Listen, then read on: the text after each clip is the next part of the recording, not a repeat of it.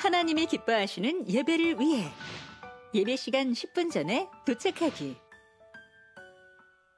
배려와 양보가 있는 행복한 주차하기.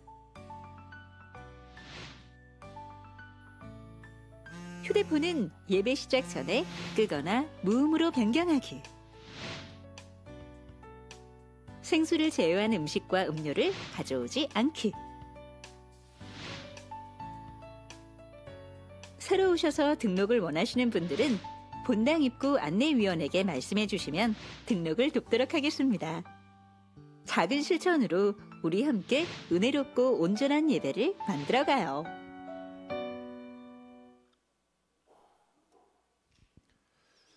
할렐루야, 반갑습니다. 우리 2부 목장 연합 예배에 오신 성도님 여러분들을 환영합니다. 하나님께서 이 세상을 만드셨던 것처럼 오늘 이 예배를 하나님께서 만드시고 주관하시고 우리를 초대하신 줄로 믿습니다. 그러니 이 예배는 우리 하나님께 온전히 올려드리는 예배가 되기를 원합니다. 그래서 우리의 몸과 마음과 정성을 다하여 오늘 예배를 하나님께 올려드리도록 하겠습니다. 우리 함께 모두 자리에서 함께 일어나셔서 하나님이 만드시고 아름다운 예배를 우리에게 초대하셨던 그 하나님을 우리 함께 찬양하겠습니다.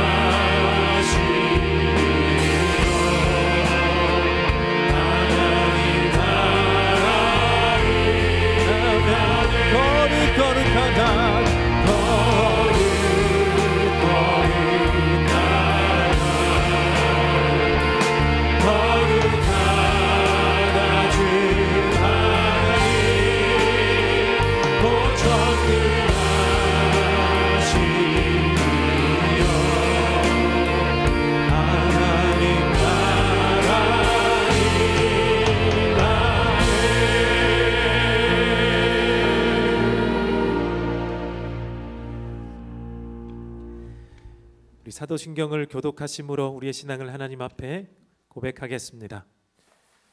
하나님 아버지를 믿습니까? 나는 전능하신 아버지 하나님 천지의 창조주를 믿습니다. 그의 아들 예수님을 믿습니까? 나는 그의 유일하신 아들 우리 주 예수 그리스도를 믿습니다. 예수님께서 여러분의 구원을 위해 하신 일을 믿습니까? 그는 성령으로 잉태되어 동정녀 마리아에게서 나시고 본디오 빌라도에게 고난을 받아 십자가에 못 박혀 죽으시고 장사된 지 사흘 만에 죽은 자 가운데서 다시 살아나셨음을 믿습니다. 예수님께서 어떻게 오실 것을 믿습니까? 하늘에 오르시어 전능하신 아버지 하나님 우편에 앉아 계시다가 거기로부터 살아있는 자와 죽은 자를 심판하러 오십니다. 성령 하나님을 믿습니까? 나는 성령을 믿으며 거룩한 공교회와 성도의 교제와 죄를 용서받는 것과 몸의 부활과 영생을 믿습니다. 아멘. 우리 함께 자리에 앉으셔서 경배와 찬양을 주님께 올려드리겠습니다. 우리 함께 손뼉치며 주님을 찬양하겠습니다.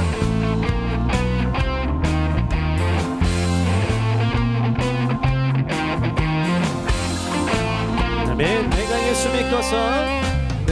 예수 믿고서 죄사함 받아 나의 모든 것 다 변했네. 지금 내가 가는 길 천국 길이요 주의 피로 다시 한번 1절로 내가 예수 믿고서 죄사함 받아 나의 모든 것 다 변했네. 지금 내가 가는 길 천국 길이요 주의 피로 내 죄가 씻겨 나의 모든 것 변하고 그 피로 구속받았네. 하나님은 나의 구원 되시오니 내게 존재한 없겠네.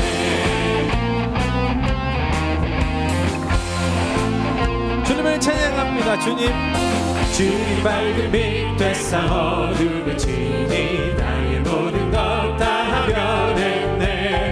지금 내가 주 앞에 온전케 되는 주의 공로를 의지하니 나의 모든 것 변하고 그 피로 구속받았네. 나의 구원 되시오니 내게 존재하니 다시 한번 나의 모든 것 변하고 나의 모든 것 변하고 그 피로 구속받았네. 나의 구원 되시오니 내게 존재하옵네.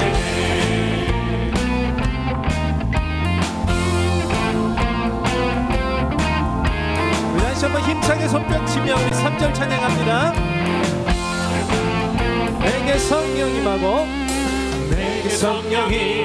그 크신 사랑 나의 맘에 가득 채우며 모든 공포 내게서 물리치시니 내 맘 항상 주 안에 있게. 아멘. 나의 모든 것 변하고 그 피로 구속받았네. 하나님은 나의 구원 되시오니 다시 한번 나의 모든 것 변하고 나의 모든 것 변하고 그 피로 구속받았네.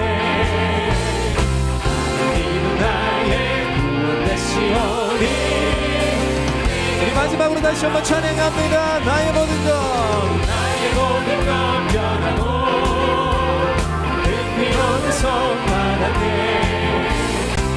하나님은 나의 구원 되시오니 내게 존재하옵겠네. 우리를 구원하신 주님 찬양합니다. 영광의 박수를 올려드립니다. 할렐루야.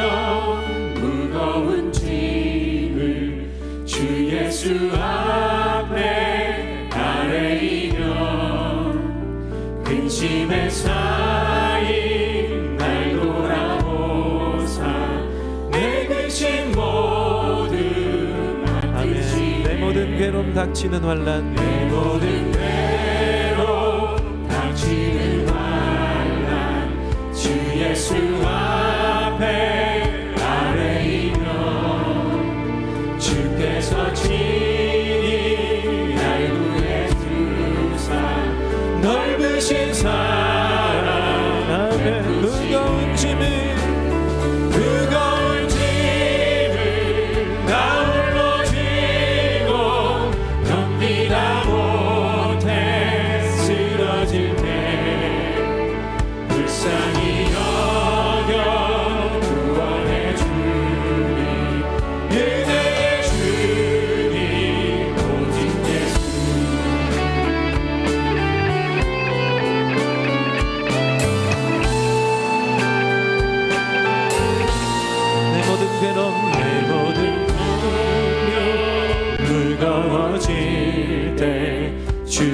예수 앞에 아래이며 주께서 친히 날 구해 주사 내 대신 짐을 전하면 무거운 짐을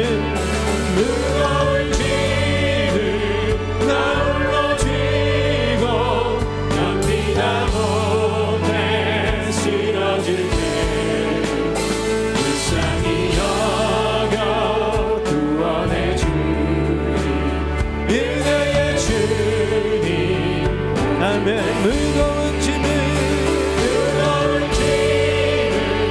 나홀로 지고 견디다 못해 쓰러질 때 불쌍히 여겨 구원해 주니 은혜의 주님 오직 예수.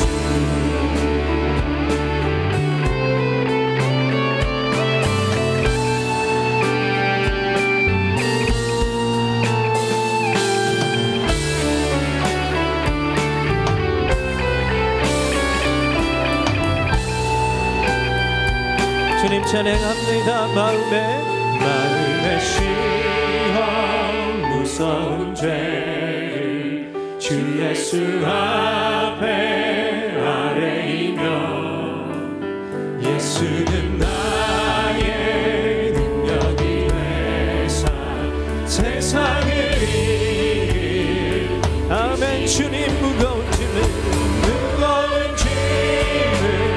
나홀로 지고 견디다 못해 쓰러질 때 불쌍히 여겨 구원해 주니 은혜의 주님. 이 목소리로 찬양합니다. 무거운 짐을 나홀로 지고 견디다 못해 쓰러질 때 불쌍히 여겨 구원해 주니 은혜의 우리 마지막으로 찬양합니다. 무거운 짐을 나홀로 지고 견디다 못해 쓰러질 때 불쌍히 여겨 구원해 주니 은혜의 주님 오직 예수.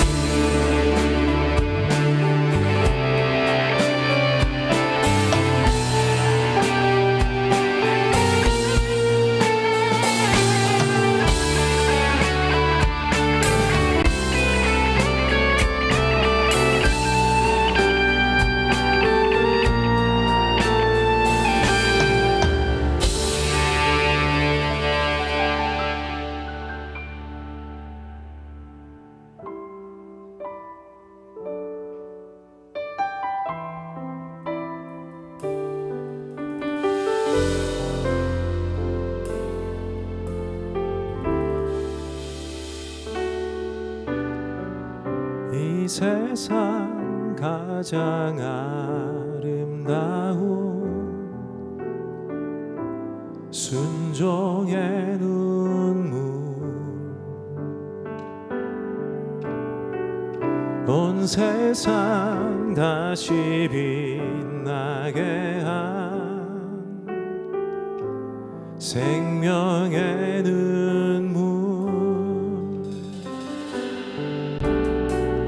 그가 이 땅에 오신 이유 죽어야 살게 되고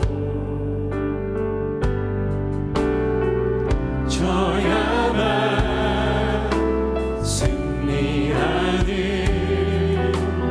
놀랍고 영원한 진리 지으신 그대로 내보신 그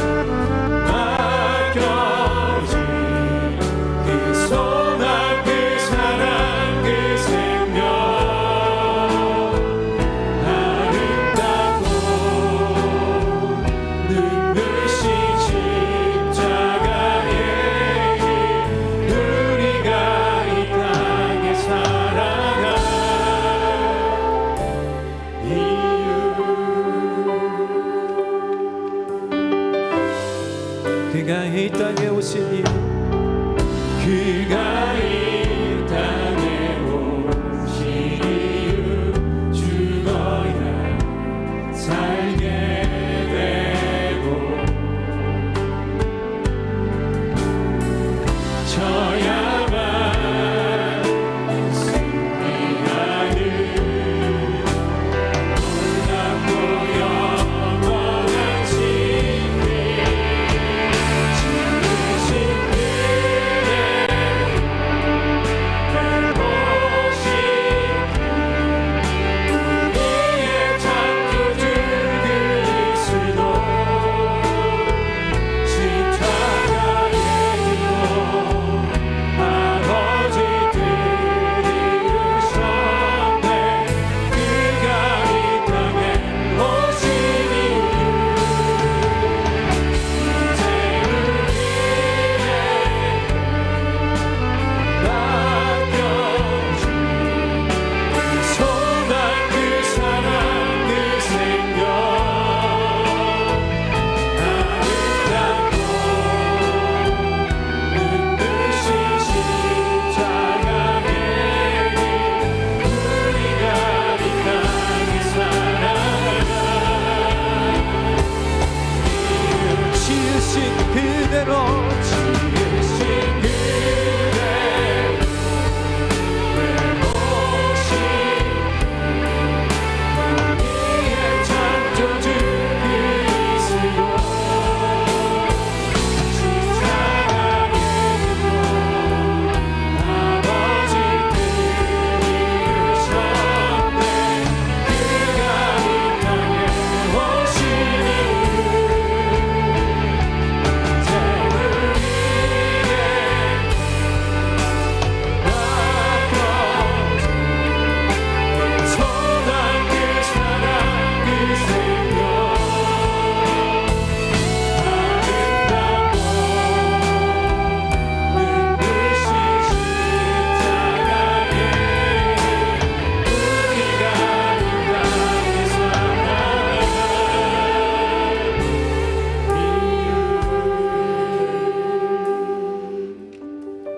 성도 여러분, 함께 기도하겠습니다. 먼저 하나님께 참여의 기도를 올려드립니다. 하나님, 나를 부르신 이유, 나를 만드신 이유, 나를 이 땅에 보내신 이유, 내가 이곳에 있게 하신 이유를 잊어버린 채 살아간 한 주를 고백합니다. 하나님, 용서하여 주시옵소서. 하나님, 나의 사명을 다하지 못한 것, 나의 부르심 그대로를 지키지 못했던 나의 모습을 주 앞에 내려놓사오니 하나님, 용서하여 주시옵소서.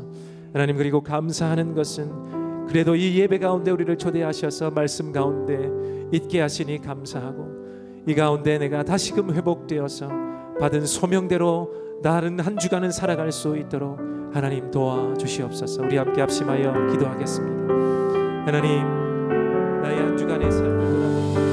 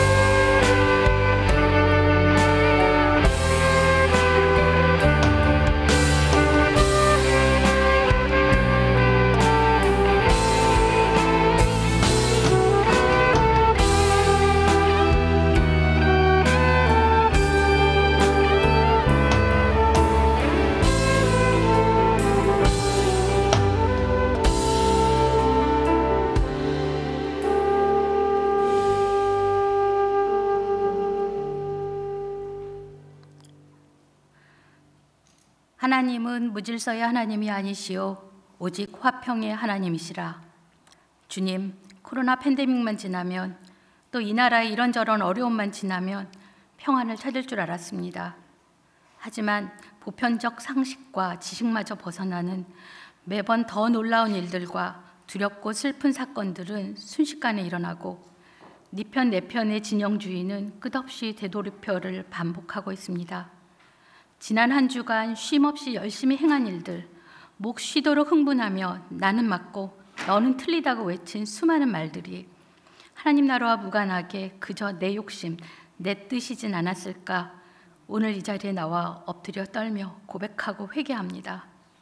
오 주여, 저희를 진정으로 애통해 하시고 사랑하셔서 이 혼란을 통해 우리 스스로 적나라하게 드러난 제 모습을 보고 회개하게 하시고 저희를 용서하소서. 저희는 내일이란 시간을 스스로 만들 수 없음을 알면서도 모르는 척합니다. 오늘이란 주님이 주신 이 시간도 귀함없이 제멋대로 흘려보내며 삽니다. 하지만 지금 이 자리에서 다시 한번 간절히 기도합니다. 지혜롭지 못한 사람처럼 살지 말고 지혜로운 사람답게 살아야 하며 오직 주의 뜻을 살피고 이해하라 하신 주님 말씀을 가장 단순하고 올곧은 마음으로 믿고 따르겠습니다. 주여, 저희를 꼭 부둥켜 안고 인도해 주십시오. 오늘은 선교주일입니다. 선교는 복음과 세상의 만남 가운데 일어나는 하나님의 역사입니다. 복음에 담긴 하나님의 계획은 변함없지만 그 계획을 이루어가는 방법은 세상과 상황의 변화에 따라 바뀌고 다양해지고 있습니다. 이런 변화에 맞춰 지역적 선교뿐만 아니라 난민 이주민 선교, 미디어 선교 등 여러 관점의 선교에 전심을 다하는 우리 교회 공동체를 만나게 하신 은혜와 축복에 진심으로 감사합니다. 보냄받은 선교사님들과 그 가정의 몸과 마음의 건강을 지켜주셔서 이런 고난으로 인해 그 땅에서의 삶과 하나님 나라를 위한 일함이 흔들리지 않길 기도합니다. 앞으로도 우리 교회와 성도 개개인이 선교의 응원단, 지원단일 뿐만 아니라 선수로도 부름받았음을 알고 실행하게 하옵소서. 한 해가 마무리될 때마다 저희의 부족함과 유한함을 깨우치게 하시고 그럼에도 불구하고 새해를 맞을 때마다 저희 마음에 새로운 희망과 기쁨을 품게 해주시는 주님의 은혜에 감사합니다.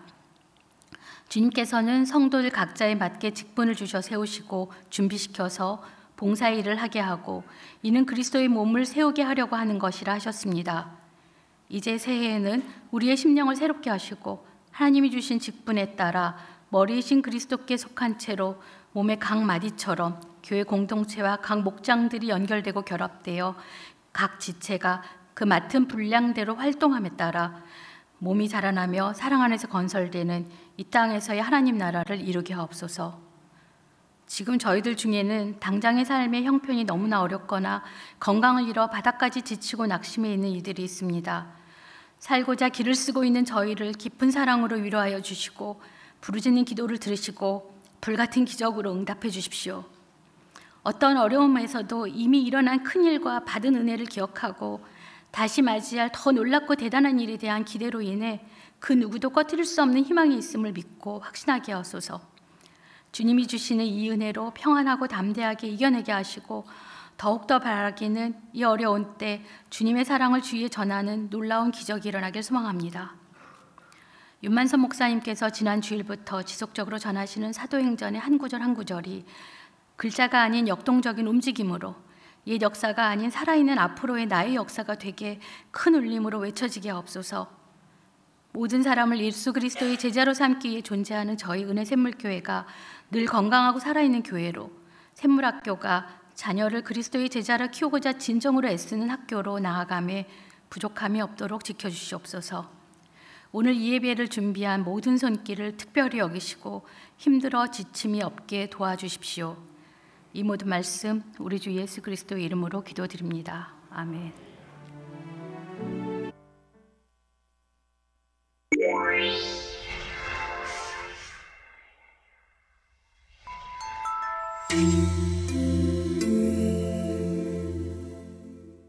교회 소식 전합니다. 오늘은 선교주일입니다. 2025년 새해에도 끊이지 않고 복음이 전해질 수 있도록 선교사님들의 사역을 위해 기도와 후원으로 여러분의 동참을 기다립니다. 선교 헌금 약정은 주보와 함께 받으신 약정서 또는 주보의 QR코드를 통해 참여하실 수 있습니다.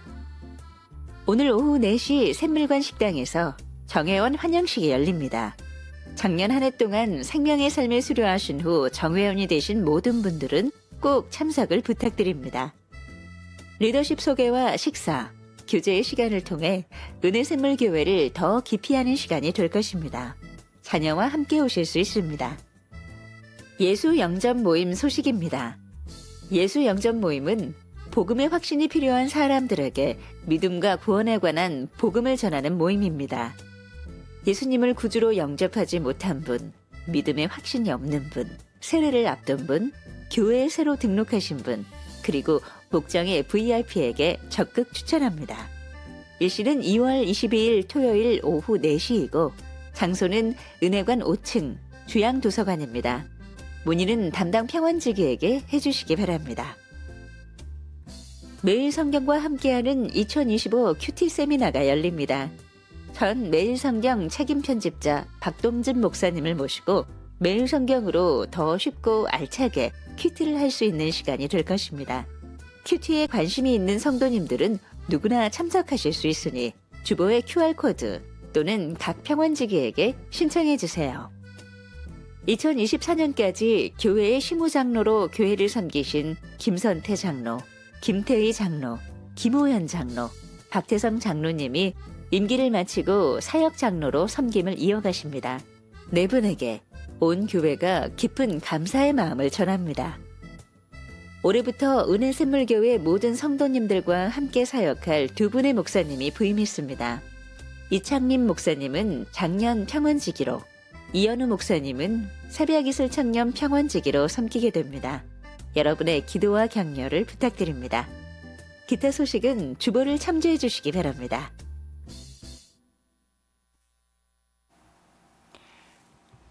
네, 2부 주일 목장 연합 예배 나오신 우리 성도님들 환영하고 축복합니다. 우리 서로에게 한번 이렇게 인사했으면 좋겠습니다. 하나님은 당신과 함께 하십니다. 이렇게 한번 인사할까요? 하나님은 당신과 함께 하십니다. 네, 그렇습니다. 어제도 오늘도 영원토록 하나님이 우리와 함께 하신다는 것을 마음에 확인하고 사는 것보다 더 행복한 일은 없는 것 같습니다. 하나님이 우리와 함께 하신다는 것을 아는 그 사람은 환경에 상관없이, 부러운 것 없이, 두려운 것 없이 인생을 또 한 걸음 한 걸음 꿋꿋하게 걸어갈 수 있기 때문이 아닐까 싶습니다. 주보에 그렇게 늘 우리가 표현하는 것이죠. 그래서 하나님은 당신과 함께 하십니다. 오늘 교회 소식 가운데 우리 특별히 선교주의를 맞이해서 지난 한 해 2024년 한 해 동안 우리 성도님들이 또 마음으로 함께 기도해 주시고 또 파송 받은 우리 선교사님들을 보내는 선교사로서 또 함께 물질로 헌신해 주셔서 또 하나님께서 맺게 하신 그 아름다운 복음의 열매들을 또 나눌 수 있어서 감사하고요. 9페이지 주보 9페이지를 한번 보시면 여러분 지난 한 해 동안 특별히 저희가 물질로 파송 선교사님 11가정 17분과 협력 선교사님 17가정에 32분, 그 다음에 많은 후원 기관들을 작지만 함께 하나님께서 땅끝에서 놀랍게 행하고 계신 일들을 함께 섬기는 또 축복을 우리에게 주셨는데, 저희가 한 해 동안 경상 지출로 우리 35억 4,570만 원을 지출했습니다. 그 중에 대략 30% 10억 6,381만 8천 원을 선교와 구제와 장학으로 이렇게 흘려보냈고요. 특별히 직접 우리 후원주의를 통해서 우리 성도님들이 직접 그 후원하는 선교단체나 기관에 헌신해 주신 금액이 4억 3,221만 원입니다. 그거를 다 합하면 우리 14억, 15억 가까운 귀한 헌신을 여러분들이 해주셨습니다. 올해도 다시 한번 부탁드립니다. 오늘 들어오실 때 주보에 2025년 선교 헌금 약정서를 다 받으셨는데, 여러분들이 1년 동안 우리 파송 선교사님들 또 후원 우리 선교 기관들을 위해서 작정해 주시면 그 금액을 가지고 이분들에게 매월 정기적으로 후원을 하고, 또 특별한 어떤 목적을 두고 목적 헌금을 또 이렇게 하나님 앞에 드리시면 그 목적을 따라서 우리 하나님께서 오늘도 이루어 가시는 그 선교에 우리가 함께 아름다운 동역을 계속 이어갈 수 있을 것 같습니다. 오늘 우리 영상 광고로 감사의 인사를 드리긴 했지만, 우리 시무 장로로 섬기셨던 우리 네 분 장로님이 이제 임기 10년을 마치시고 사역 장로로 전환을 하십니다. 시무 장로님으로 섬기실 때는 당회에 매달 들어오셔서 교회의 중요한 하나님의 또 마음과 소원을 따라 어떤 정책들을 결정하시고 성도님들의 마음을 대표하고 모아서 하나님의 일을 함께 이루어가는 수고를 하셨는데요. 이제 당회에 들어오셔서 시무장로로 섬기시는 않으시지만 이제 사역장로로 계속해서 또 조언지기로 목자로 섬기면서 주신 은사를 따라 주님의 선한 일을 함께 감당할 것입니다. 그동안 시무장로로 섬기신 거 다시 한번 우리 모든 성도님들 감사의 마음을 담아서 박수했으면 좋겠습니다. 네. 혹시 우리 김선태 장로님, 김호연 장로님, 우리 박태성 장로님, 우리 김태희 장로님 혹시 이 자리에 혹시 오셨나요? 네. 혹시 오셨으면 잠깐 그래도 일어나 주시면, 제가 지금 확인이 안 돼서 2부 때는 한 분 오셨고 2부 때는 안 오신 것 같습니다. 네. 오고 가면 수고 많으셨다고 좀 인사해 주시고 앞으로 계속 수고 부탁드린다고 또 격려해 주시면 감사하겠습니다. 오늘 우리에게 주시는 하나님의 말씀은 사도행전 1장 7절에서 11절, 6절에서 11절 말씀을 우리 한 절씩 교독하겠습니다. 사도행전 1장 6절 말씀을 먼저 봉독합니다. 사도들이 한 자리에 모였을 때에 예수께 여쭈었다. 주님께서 이스라엘에게 나라를 되찾아 주실 때가 바로 지금입니까?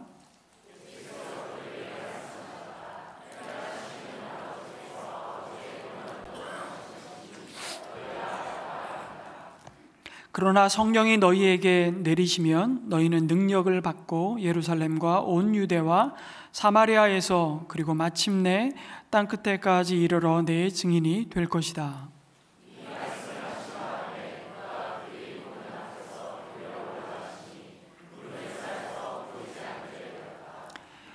예수께서 떠나가실 때에 그들이 하늘을 쳐다보고 있는데 갑자기 흰옷을 입은 두 사람이 그들 곁에 서서 갈릴리 사람들아 어찌하여 하늘을 쳐다보면서 서 있느냐? 너희를 떠나서 하늘로 올라가신 이 예수는 하늘로 올라가시는 것을 너희가 본 그대로 오실 것이다 하고 말하였다. 아멘. 성도 여러분, 이 땅에 온 땅끝에 사람들이 있습니다. 아프간 이주자 가정들입니다. 그리고 이들과 함께 지난 성탄절 오후에 예수님의 오심을 함께 기뻐하는 잔치를 열었습니다. 아프간 가족 초청 한국어 노래 자랑 대회도 하고요. 아프간 음식과 한국 음식을 함께 준비하면서 만찬을 나누었습니다. 이래 우리 김옥경 선교사님과 여러 성도님들이 귀하게 섬겨 주셨는데요. 그때 함께 했던 사진들을 몇 장 한번 보실까요? 네, 그 다음 사진 계속 넘겨주시면,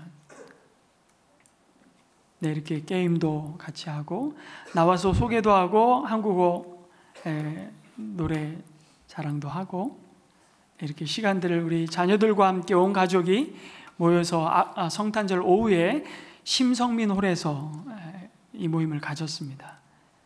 네, 이렇게 아프간 음식을 만들어서 함께 나누면서 고향 생각 참 많이 했을 것 같아요. 많이 났을 것 같은데 함께 나누기도 하고요. 마지막 사진, 네, 이 사진은 좀 보면서 이 모임이 한창 진행 중인 와중에도 한 아프간 가정의 아버지는 정해진 시간 메카를 향해 기도 시간을 갖고 있는 모습입니다. 이제 내려주셔도 될 것 같습니다. 이들에게는 여전히 복음에 대한 경계심과 거부감이 있습니다. 혹은 그들의 공동체로부터 배제될 수 있다는 두려움이 있죠. 어쩌면 이것이 복음에 대해 그들의 마음을 여는 가장 큰 걸림돌인지도 모르겠습니다. 그럼에도 그들은 이 땅에서 그들을 환대하고 이웃이 되어줄 사람을 찾아 그 경계를 넘어 여기가 교회임을 알면서도 나왔습니다. 물론 그들의 필요를 돕고 섬기는 분들에 대한 감사한 마음을 또 표현하는 시간이기도 했습니다.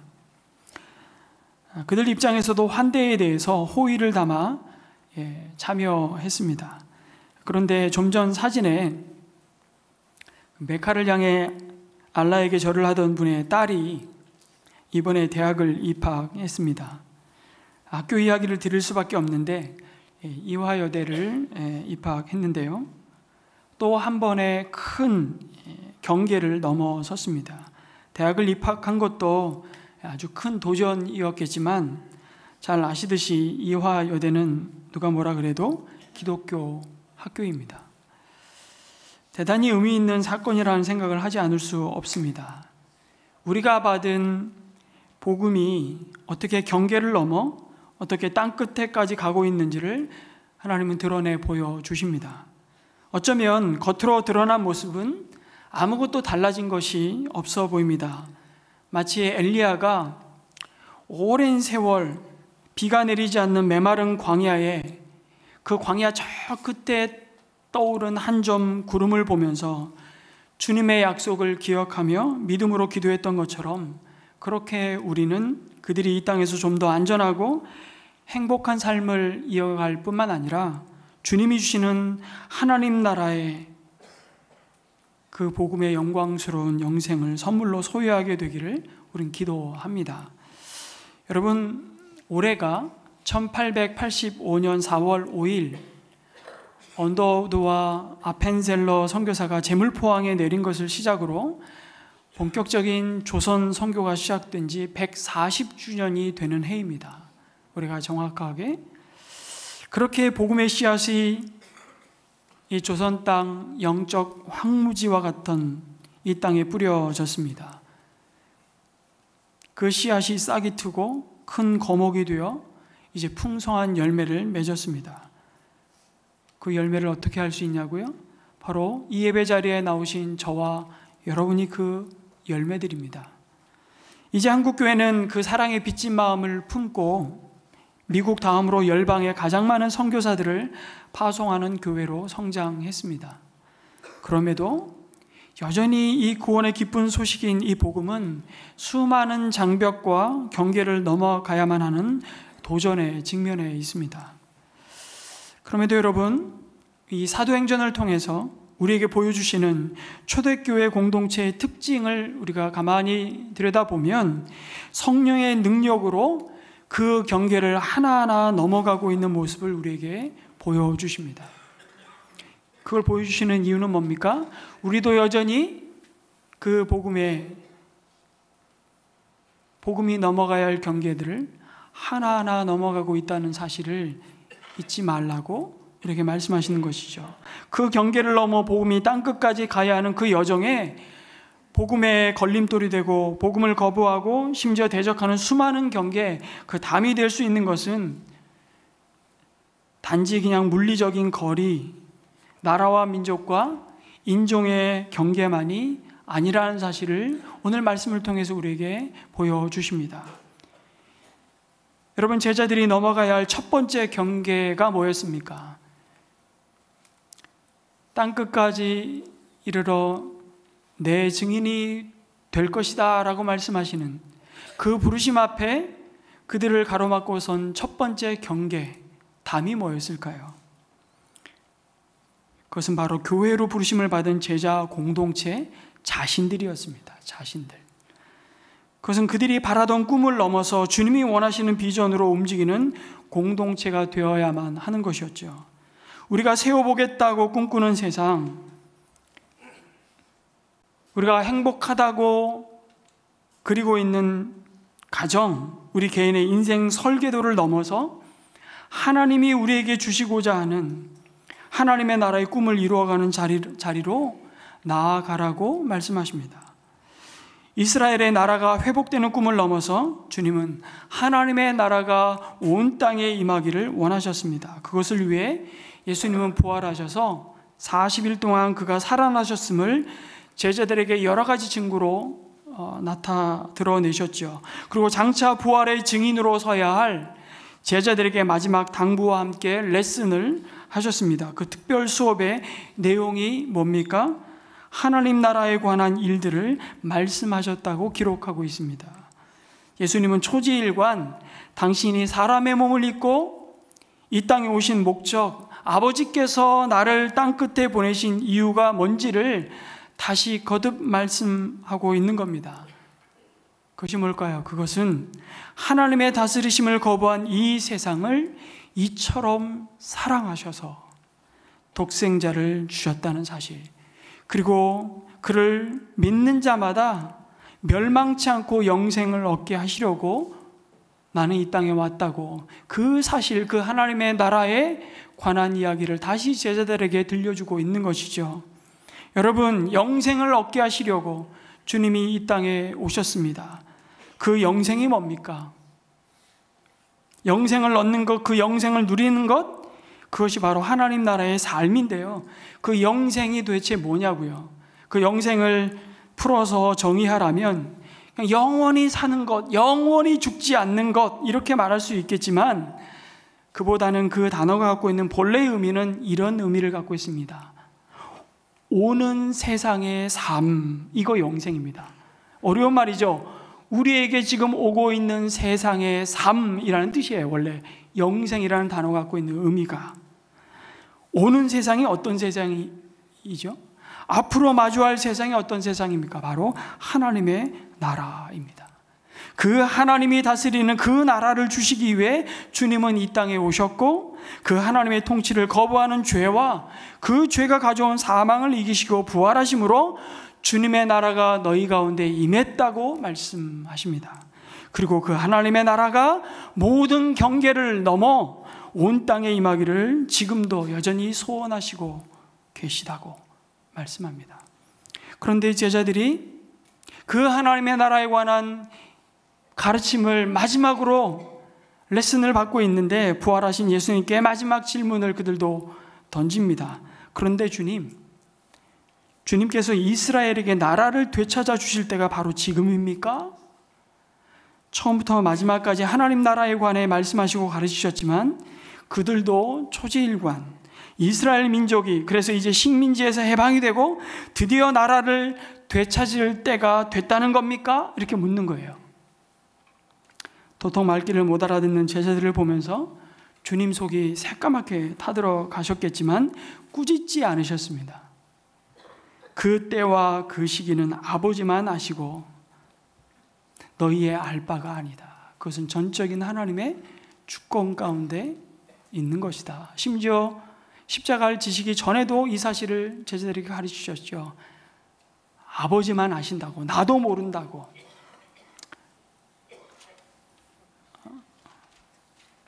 알 바가 아니다라고 말씀하셨을 때는 우리가 몰라도, 아니 그걸 안다는 것이 오히려 우리에게, 우리 신앙에, 우리의 삶에 하나도 유익이 없다는 것을 말씀해 주시는 거죠. 근데 우리는 참 그 호기심이 때로는 문제인 것 같아요.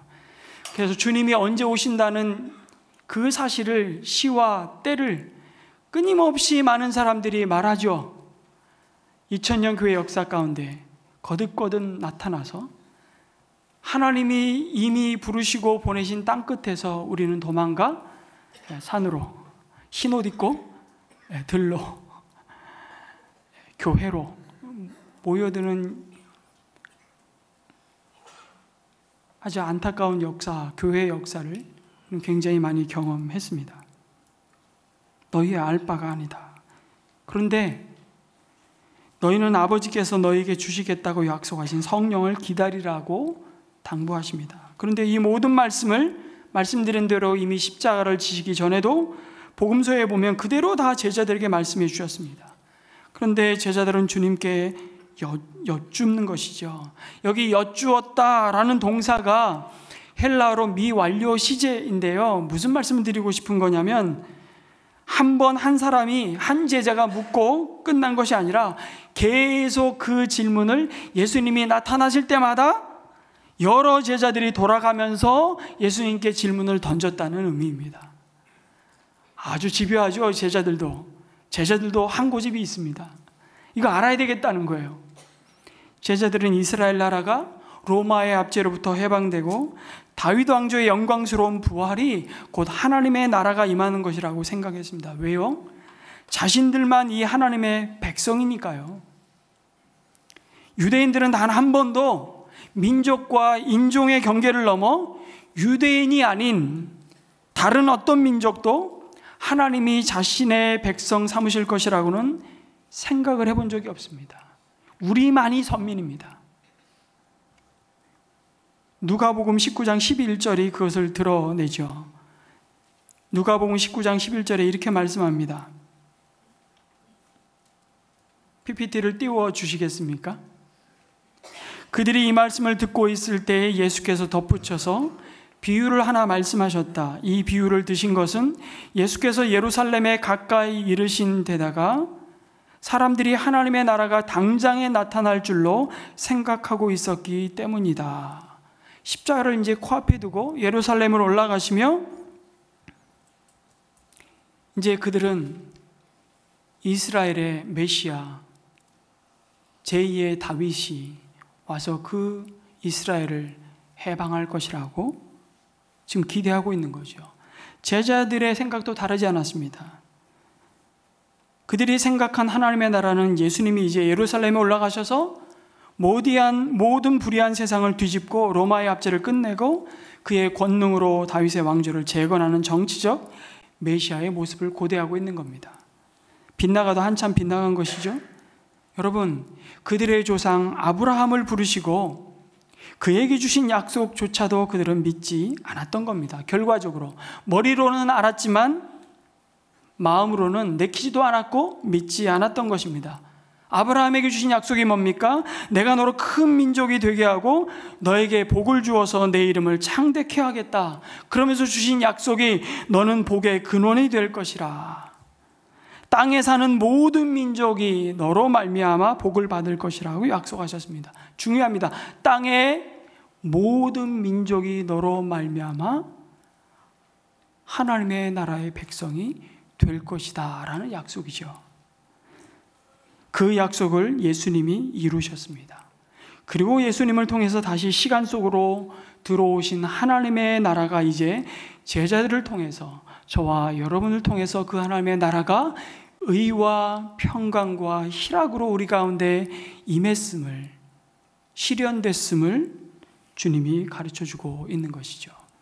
성령 하나님께서 이제 그 일을 도우실 것이라고 말씀하십니다. 주님은 부활의 몸으로 제자들에게 40일간 간간히 나타나셔서 그것을 다시 확인시켜 주시는 겁니다. 그런데 제자들은 여전히 동문서답을 하죠. 그 이유는 여전히 자기 생각으로 꽉 차 있기 때문입니다. 자기가 꿈꾸고 있는 세상으로 가득 차 있기 때문에 세상이 말해주고 있는 그 가치로 자기의 마음과 생각을 가득 채웠기 때문에 주님의 이 말씀과 하나님의 나라가 너희 가운데 임했다는 이 의미가 무엇인지 그들은 알려고 주님의 시선으로 그 땅끝을 바라볼 수가 없었던 것이죠.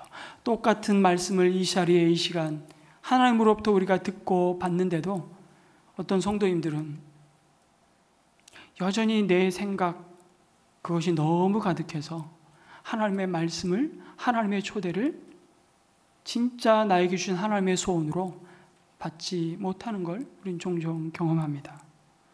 여러분, 그들에게 이 땅에서 부활의 주님과 마지막 보낸 40일 일어나는 시간을 한번 생각해 보십시오.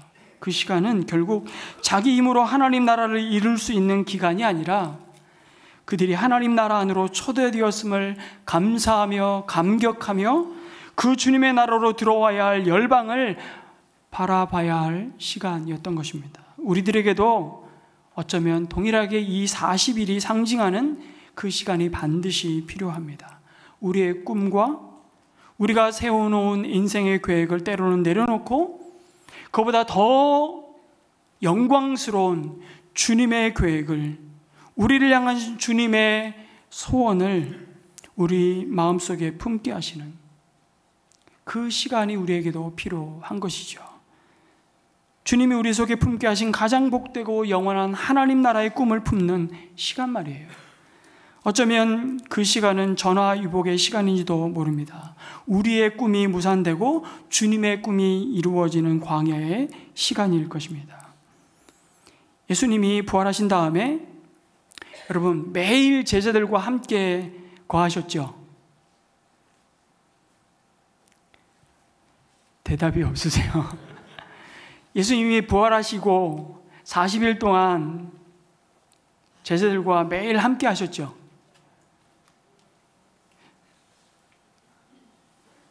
아니에요. 복음서를 다 종합해서 보면 한 10번 정도 나타나셨습니다. 그러니까 40일 그걸 그냥 딱 n분의 1로 나누면 사흘에 한 번꼴로 제자들에게 나타나신 거예요. 아니, 그 시간이 얼마나 소중한 시간이에요. 그러나 그분이 가심으로 예수의 영신 성령을 보내서 언제나 우리와 지금도 함께 하시지만 그래도 육신의 눈으로 얼굴을 맞대어 볼 수 있는 마지막 시간인데, 아니 이왕이면 40일 그냥 밤이고 낮이고 그냥 제자들과 함께 지내시면 얼마나 좋았을까. 근데 왜 그러셨을까요? 그냥 간간히 나타나셨습니다. 왜 계속 같이 계시지 않았을까요? 누가 알겠습니까? 아무도 모릅니다. 주님이 그 이유를 말씀해 주지는 않았는데 올 6월 말에 우리 15주년 창립 기념주일에 말씀을 전하시기 위해서 오시는 정갑신 목사님, 제가 1년 전에 부탁을 드렸는데 정갑신 목사님이 이 사도행전을 함께 묵상하면서 그런 멘트를 하시더라고요. 상상할 수 있는 권리를 우리에게 주셨기 때문에 좀 상상을 해보면, 만일에 예수님께서 부활하신 다음에 제자들과 내내 항상 같이 계셨다면 여러분 어떨 것 같습니까? 제자들은 예수님을 아마 설득하려고 했을 거예요. 무척 하나님을 높이는 것 같지만 결국은 내가 원하는 욕구에 그 하나님이 맞춰주기를 열망했을 겁니다. 그게 우리들의 모습이에요. 근데 지금 이스라엘 백성들, 예수님의 제자들의 모든 관심은 이스라엘 나라의 회복에 집중되어 있어요. 예수님과 내내 함께 있었다면 제자들은 계속해서 주님을 설득하면서 이 땅에 어떤 새로운 정치적 세력을 형성하면서 뭔가 새로운 역사를 도모하려는 일을 굉장히 많이 시도했을 가능성이 많습니다. 그 과정에서 예수님과 계속 부딪혔겠죠. 싸웠을 것입니다. 예수님은 인생을 너무 잘 아시니까 간헐적으로 나타나셔서 부활의 몸을 보이셨습니다. 그들이 적어도 부활의 증인으로 그 믿음이 흔들리지 않도록, 그 확신을 잃지 않도록은 붙드셨지만 내내 같이 계시지는 않았습니다. 그렇게 40일, 그 40일은 그 자신의 욕망을 다시금 십자가 위에 못 박고 담그는 시간이었지 않았을까, 그런 상상을 해보는 거죠. 그만큼 우리는 우리가 가진 경험과 가치와 우리의 야망과 계획이, 우리의 생각이 주님의 비전과 주님의 나라의 가치 앞에 내려놓기가 얼마나 힘든 존재인지를 봅니다. 그래서 우리에게 예수님은 아버지께서 약속하신 성령님을 기다리라고, 그리고 성령님의 능력을 받아야 한다고 말씀하십니다. 그래서 두 번째로 우리가 넘어가야 할 경계는 바로 자신의 능력을 의지하는 그 한계를 넘어서는 것입니다. 그리고 성령의 능력을 받아야만 하는 것이죠. 성령 하나님의 임재하심으로 성령 하나님이 부으시는 능력, 큰 병든 자를 고치고 귀신이 떠나가고 복음을 담대히 전하는 눈에 보이는 가시적인 능력일 수도 있습니다. 성령 하나님이 그것이 필요하다면 복음이 전해지는 곳마다 그렇게 역사하실 것입니다. 그러나 그것보다 적어도 제자들 가운데 성령의 능력을 받으라고 하실 때 그 능력은 사실은 예수님의 증인으로 보내주신 성령의 능력은 자기를 부인하는 능력입니다. 뭐라고요? 자신을 부인하는 능력입니다. 이제 그리스도 안에서 나는 죽고 내 안에 그리스도가 사셨음을 고백할 뿐만 아니라 그렇게 살아내는 능력입니다. 조급한 제자들을 향해 부활하신 예수님이 당부하잖아요. 예루살렘을 떠나지 말고 붙어 있으라고. 지난주에 우리가 살펴보았습니다. 그리고 그 이유는 아버지께서 약속하신 성령을 기다리라는 것입니다. 성령이 너에게 임하시기 전에는 너희들이 내 증인 노릇 할 수 없다는 것을 주님은 너무 잘 아셨습니다. 여러분, 성령의 세례를 받고 그 능력을 덧입는 것은 내가 받고 싶을 때에 받고 싶다고 주시는 것이 아닙니다. 물론 사모해야 되지만 하나님의 때를 잠잠히 기다려야 하는 것이죠. 왜 이렇게 기다리게 하실까요? 많은 경우 내가 붙잡고 있는 것, 그것이 나의 마지막 남은 자존심일 수도 있고, 그것이 나의 최후의 보루라 여기고 붙들고 있는 나의 힘이고 무기이고, 이것 없으면 나는 못 살 것 같은 우상일 경우가 얼마나 많은지 모릅니다. 그거 내려놓지 않으면 성령님은 우리를 통해 일하시지 않기 때문입니다. 성령 하나님은 굉장히 인격적이십니다. 우리의 모가지를 비틀어서 야, 내가 너 보내는 저 땅끝으로 가. 빨리 안 와? 내가 시키는 이 봉사 좀 해. 여러분, 하나님은 그렇게 일을 안 하십니다. 그런 사람 없어도 주님은 주의 일을 하시고 이루십니다. 그런데 그 사람을 성령의 능력을 받을 때까지 기다리게 하시는 이유는 그에게 진짜 복을 주시려고 하는 것입니다. 그가 하나님 나라의 영원한 복을 흘려보내는 자로 사용하시길 원하시기 때문에 그렇습니다. 하나님만 의지하는 믿음의 사람 만드시려고 기다리고 계시는 겁니다. 그전에는 아무리 좋은 것을 줘도 그것이 하나님의 은혜인지를 모르기 때문에, 자신이 똑똑하고 잘나서 이룬 줄 압니다. 그러면 사실은 죄송하지만 더 큰 일입니다. 하나님께 돌려야 할 영광을 자신이 차지하는 것만큼 교만한 것이 없고 그것만큼 그 인생이 망가지는 일이 없기 때문이죠. 우리는 여호수아서를 묵상하고 있습니다. 아간이 여리고성이 무너질 때 전리품을 챙겼습니다. 우리 묵상하고 계시죠? 물론 탐심 때문에 그 유혹에 넘어가고 말았습니다. 그런데 조금 더 깊이 들어가 보면, 아니 내가 이 정도 챙길 자격이 왜 없겠어? 그 자격이 있다는 겁니다. 누구나 전쟁에서 승리하면 전리품이 보상으로 따라오는 것이고 내가 마땅히 받아야 할 몫이 아닌가? 그런 생각한 것이죠. 그런데 가나안을 약속의 땅으로 받고 이제 첫 정복전쟁이 시작될 때 하나님이 이스라엘 백성을 하필이면 가장 견고한 성 여리고성 앞에 마주하게 놓으셨습니다. 그리고 여호수아 앞에 어느 날 갑자기 칼을 든 하나님의 군대 장관이 나타나죠. 그리고 요구하십니다. 내가 선 곳은 거룩한 곳이니 내 신에서 신발을 벗으라. 내 발에서 내 신발을 벗으라. 요구하십니다. 게다가 적군을 코앞에 두고 모든 전쟁에 나갈 이스라엘 백성 남성들을 할례를 행하게 하십니다. 무장해제하라고 하십니다. 철저히 그들의 전략, 마지막 남은 힘과 능력을 다 제거하십니다. 그리고 여리고성을 말도 안 되는 방식으로 무너뜨리시죠. 너희들은 이 승리에 숟가락 한 개 놓을 것이 없게 만드셨습니다. 그리고 모든 전리품을 하나님께 돌리라고 명령하시죠. 뭐를 말씀하시는 겁니까? 앞으로 모든 싸움은 네가 하는 게 아니고 내가 한다. 그러니 너는 내 말에 순종만 해라. 그러면 그 승리는 내가 이스라엘 백성에게 약속한 대로 이루시겠다고 말씀하시는 겁니다. 여러분, 똑같은 말씀을 제자들에게 예수님이 하고 계십니다. 성령의 능력을 받기까지 기다려라. 그리고 너희들의 그 좁고 허망한 야망을 내려놓으라고 요구하시죠. 너희들 손의 쥔 그것을 의지하고 주의 일을 해보겠다는 어리석음을 내려놓으라고 하십니다. 성도 여러분, 우리 교회는 재벌이 없는 것이 너무나 감사합니다. 있으신데 제가 모르는 건가요? 알려주십시오. 어쩌면 그렇게 매해 예산을 세우지만 넘치도록 주시지도 않고 모자라지도 않게 하시는지, 그게 감사할 따름입니다. 남은 것 가지고 싸울 일이 없기 때문이죠. 차라리 모자라면 우리는 하나님 앞에 기도할 것입니다. 넘쳐도 모자라도 하나님은 하나님의 일을 하시겠지만, 우리는 주님이 주신 것 가지고 늘 말씀드리지만 주의 일을 하는 자들이잖아요. 주님이 주시지도 않은 것을 내가 만약 주려고 하면 그때부터 교회는 망가집니다.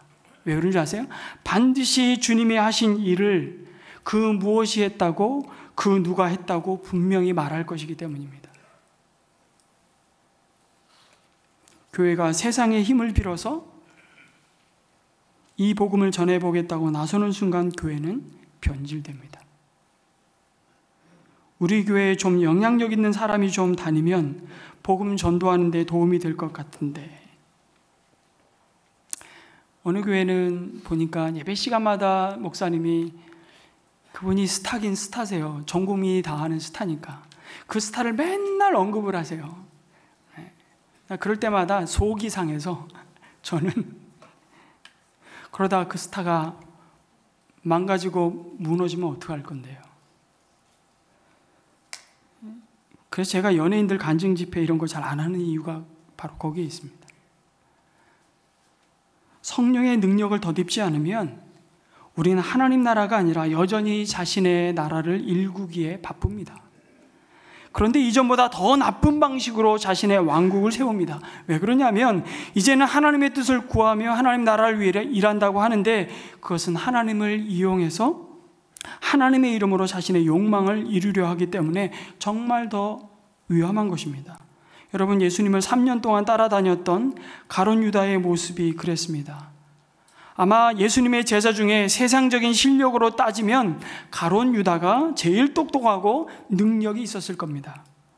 그는 이 예수님이 함께 하시면 세상을 뒤집어 놓고 자신이 꿈꾸고 있는 이스라엘 영광을 되찾을 뿐만 아니라 자신의 능력을 제대로 발휘하고 자신의 이름을 제대로 세상에 알릴 수 있는 그 기회가 반드시 올 거라고 확신했을 겁니다.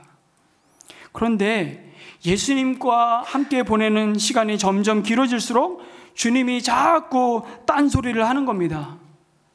분명히 그의 가르침이나 그가 행하시고 보여주시는 기적은 단순히 속임수가 아닌데, 이거는 짜고 치는 사기가 아닌 게 분명한데도 주님이 자꾸 다른 이야기를 하시는 거예요.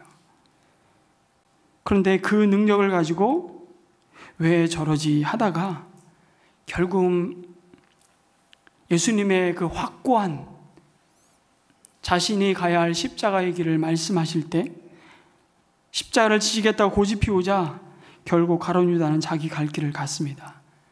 자기 야망을 절대 포기하지 않았습니다. 자신의 신념과 꿈을 부인한다는 것은 바보 같은 짓이었기 때문에 자신에게, 이왕 이렇게 된 거 지난 3년 동안 월급도 제대로 못 받았는데 돈이라도 받고 저 예수를 팔아야지, 그리고 판 겁니다.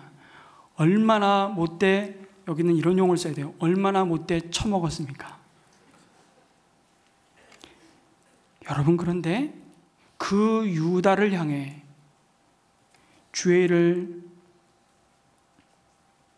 해보겠다고 나서는 우리가 손가락질을 할 수 있을지는 잘 모르겠습니다. 성령의 능력을 받지 않고 주의 일을 해보겠다고 덤비면 우리 역시 얼마든지 주님을 이용해 자기 영광을 추구할 것입니다. 그래서 성령의 능력은 다시 말씀드리지만 자기 자신을 부인하는 능력입니다. 자기 능력을 의지하고 자기 영광을 추구하는 것은 부활의 증인으로 살기 위해 우리가 넘어야 할 분명한 경계입니다. 하나님 나라를 세우는데 가장 필요한 것은 인간의 권능이 아닙니다. 강력한 군대도 아니고요, 강력한 자원도 아니고요, 정치적인 혁명, 전쟁은 더더군다나 아닙니다. 그래서 주님의 나라가 이루어지기 위해서 반드시 먼저 내가 다스리고 주인 노릇하는 나의 왕국이 무너져야 합니다. 그곳에 하나님의 나라가 세워질 것입니다. 여러분, 너무 어려운 이야기 같지만 이건 너무 간단한 이야기입니다. 세상은 다 나 중심으로 돌아가야 된다고 우리는 모든 관계를 그렇게 맺고 살아가잖아요. 여전히 나는 죽지 않고 내 안에 그리스도께서 살지 못하고 있습니다. 이렇게 말해 볼까요? 나는 저 여자와 저 남자와 결혼한 다음에 나는 행복할까? 나는 결혼해서 진짜 행복한 거 맞나? 저 여자랑 저 남자랑 결혼 안 했으면 더 행복했을 수도 있지 않았을까? 여러분, 뭐 이런 식의 나는 결혼해서 행복한 이 질문은 아직 주님이 말씀하시는 경계를 넘어서지 못한 질문이에요. 이 질문은 철저하게 자기 중심적인 욕망이요, 경계를 넘지 못한 질문이죠. 경계를 넘었다면 우리의 질문은 이렇게 바뀌어야 됩니다. 예수님의 제자들이 예수님께 질문을 바꿔야 하듯이 우리는 내 옆에 두신 아내와 내 남편을 향해서 이렇게 질문을 바꿔야 돼요. 저 사람은 나랑 결혼해서 행복한 걸까? 이 질문이죠. 저 사람은 나랑 결혼해서 더 행복해진 걸까? 이 질문에 대답하려고 하는 삶을 살다 보면 진짜 눈부신 하나님의 나라가 우리의 가정에, 우리 부부의 삶에 시작될 것입니다. 아멘이십니까? 별로 자신 없으세요? 그럴 때 우리는 비로소 인간이 만든 여전히 담을 더 높이 쌓고 있는 모든 차별과 분열의 경계를 넘어 주님이 가리키는 땅끝으로 나갈 수 있습니다. 그 경계는 분명히 지리적 경계일 수도 있고요, 인종적, 정치, 이념적 경계일 수도 있습니다. 문화와 언어적 경계이고 경제적 빈부의 경계입니다. 결국 그 제자들이 이방인보다 더 모욕하고 무시하는 사마리아 땅을 가야만 하는 것이죠. 그 경계는 오늘 우리에게 다음 세대일 수도 있습니다. 여러분, 지금 은혜샘물교회가 경계를 넘어 주님이 가라고 명하시고 가르치시는 땅끝에서 이루어지는 그 주님의 일은 다 그렇게 시작되었습니다. 우리의 땅끝은 어디입니까? 그 땅끝은 우리가 생각하는 것과 다르게 이미 우리 가운데 있을 수 있습니다. 가장 멀면서도 가장 가까운 곳일 수 있습니다. 우리의 다음 세대가 복음의 가장 먼 곳 땅끝임을 우리는 보고 있는 것이죠. 다음 세대 어린이교회와 청소년교회에 출석하는 자녀들 가운데 비그리스도인의 부모 가정에서 나오는 비율은 통계적으로 10%가 되지 않습니다.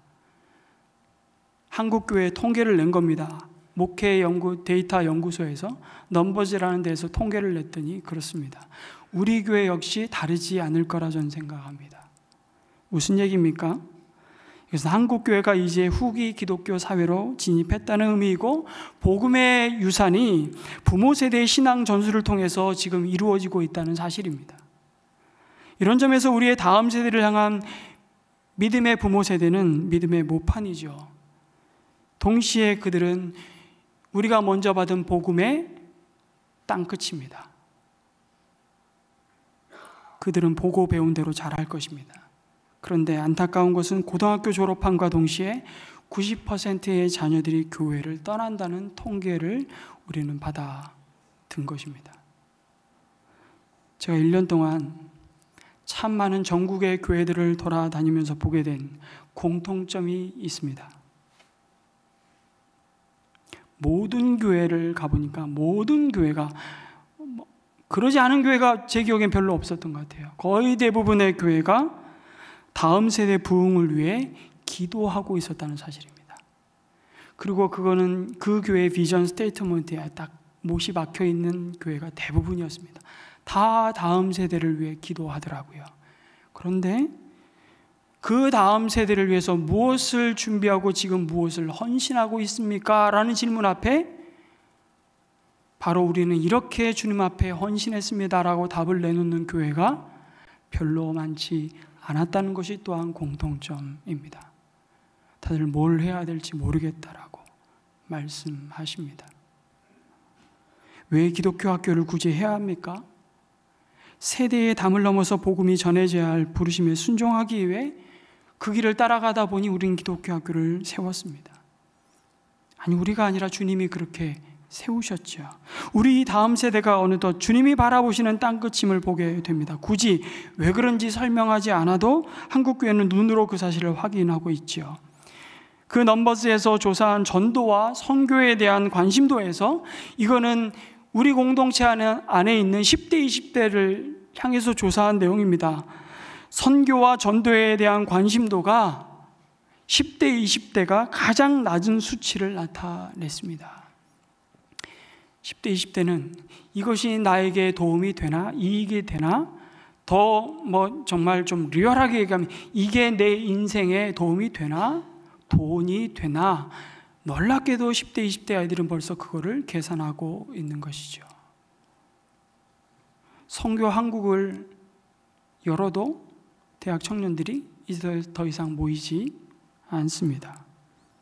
그런데 어떤 분들은 기독교 학교를 왜 굳이 해야 돼? 그거 아이들 그냥 온실에서 키우는 거 아니야? 너무 보호하는 거 아니야? 개토 아니야? 이렇게 말씀하시는데 아닙니다.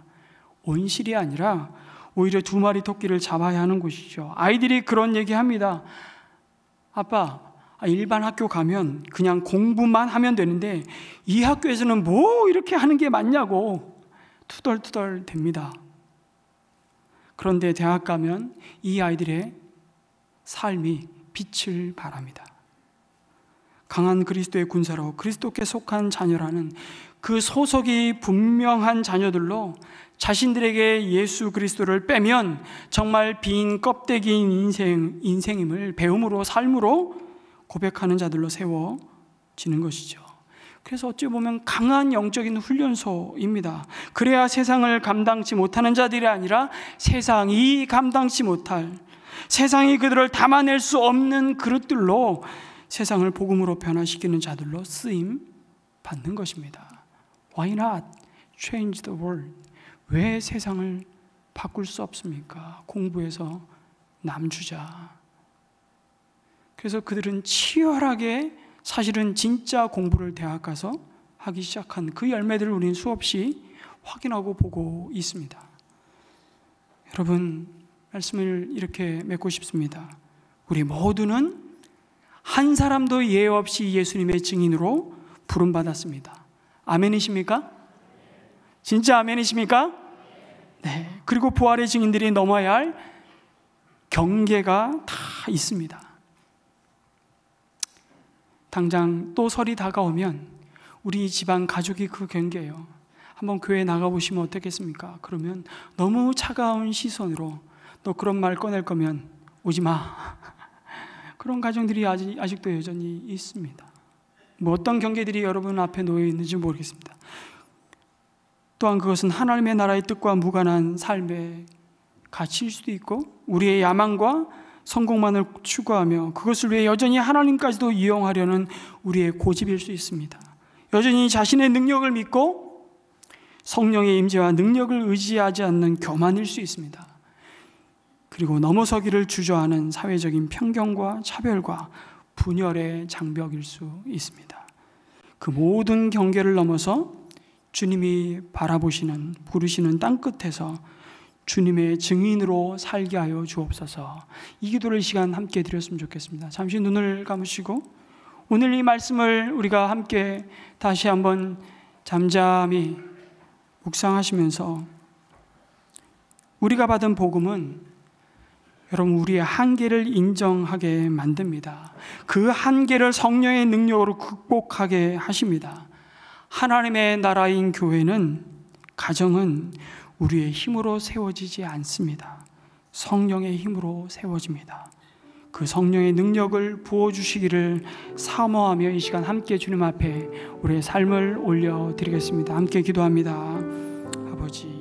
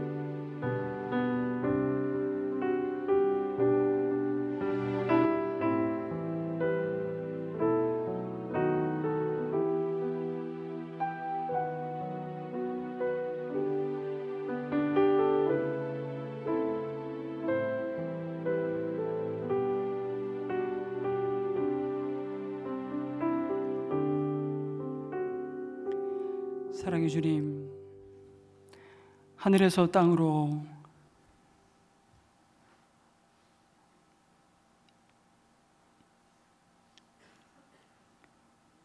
도무지 건너올 수 없었던 그 경계를 넘어오시고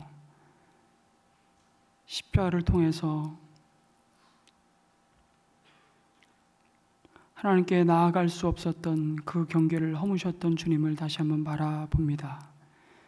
그리고 동일하게 그 복음을 선물로 받은 이 땅에 남겨진 하나님의 백성들을 향해서 경계를 넘어 주님이 가라고 바라보시는 땅끝을 향해 오늘도 믿음으로 나아가려고 합니다. 주님, 여전히 우리 앞에 놓인 그 수많은 복음의 장벽들, 어쩌면 그것은 우리 자신인지도 모르겠습니다. 우리가 다시 한번 겸손히 주님 앞에 지극히 자기중심적인 우리의 삶을 주님 앞에 다시 내려놓습니다. 주님, 우리를 다스려 주시옵소서. 오늘도 내 힘을 의지하는 그 어리석음으로부터 교만으로부터 돌아서게 하시고 내 안에 계신 거룩한 성령의 능력과 지혜와 은혜를 덧입고 오늘도 주님이 가라고 말씀하시는 그 땅 끝에 믿음으로 서며 부활의 증인으로 살아갈 수 있도록 주님 우리를 인도하여 주시옵소서. 예수님의 이름으로 간절히 기도드립니다. 아멘. 제 자리에서 일어나시겠습니다. 우리 함께 하나님 앞에 우리의 믿음의 고백과 결단을 주님 앞에 올려드립니다. 깊은 절망의 수렁 가운데 주님께 닿을 수 없었던 우리, 이제 주님의 이름을 부릅니다. 수렁 가운데 주님께 닿을 수 없던 우리, 어둠 밤 중에 하늘을 향해 주의 이름 나 부를 때 어둠을 뚫고 오신 주 사랑 나의 절망 거두셨네. 주님의 공로 다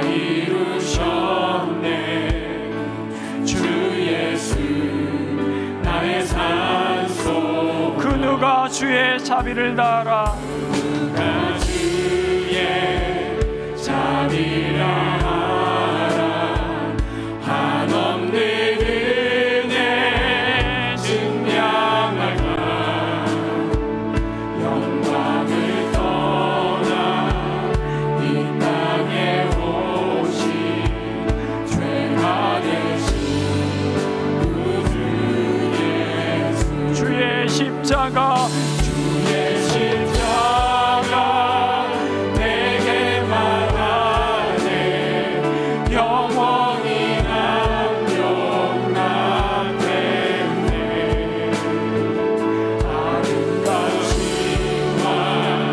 나는 주의 것 그리스도 나의 산소. 할렐루야 찬양하라. 할렐루야 주를 찬양하여라. 할렐루야 자유케 하셨도다. 죄의 젖을 끊으신 주께 구원이 있도다. 주 예수 나의 산소. 손을 높이 들고 할렐루야. 할렐루야 주를 찬양하여라. 할렐루야 자유케 하셨도다. 죄의 젖을 끊으신 주께 구원이 있도다. 주 예수 나의 산소마. 그리스도 나의 산소마. 당신은 나의 산소마. 아멘. 성도 여러분, 이 시간 헌신의 자리로 초대합니다. 오늘 말씀의 응답으로 작은 것이지만 새롭게 하나님 앞에 결단하고 헌신할 그 삶을 기도 제목으로 가지고 있다면 그것을 표현하시고 앞에 나오셔서 기도 제목을 적어주시면 우리 축도가 끝난 다음에 여러분을 위해서 함께 기도하겠습니다. 이제 평안한 마음으로 세상에 돌아가십시오. 선한 일에 용기를 가지시며 악을 악으로 갚지 마십시오. 항상 연약한 자를 도우시며 병든 자를 찾아보시며 곤란당하는 이웃을 위로하십시오. 모든 사람을 존경하시며 주님께 봉사하고 주님을 사랑하십시오.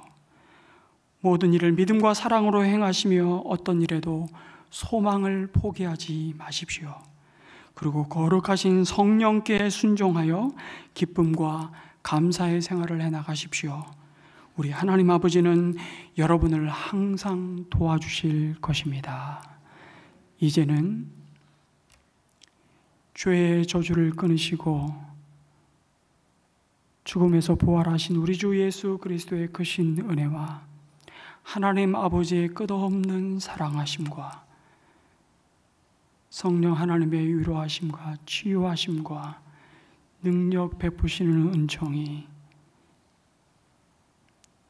우리 삶에 둘러싼 모든 경계를 넘어 하나님이 가르치시고 보내시는 땅끝에 부활의 증인으로 살아가기를 결단하는 주의 백성들 머리머리 위에 또 한 주간도 함께하여 주옵시기를 간절히 축원하옵나이다. 아멘.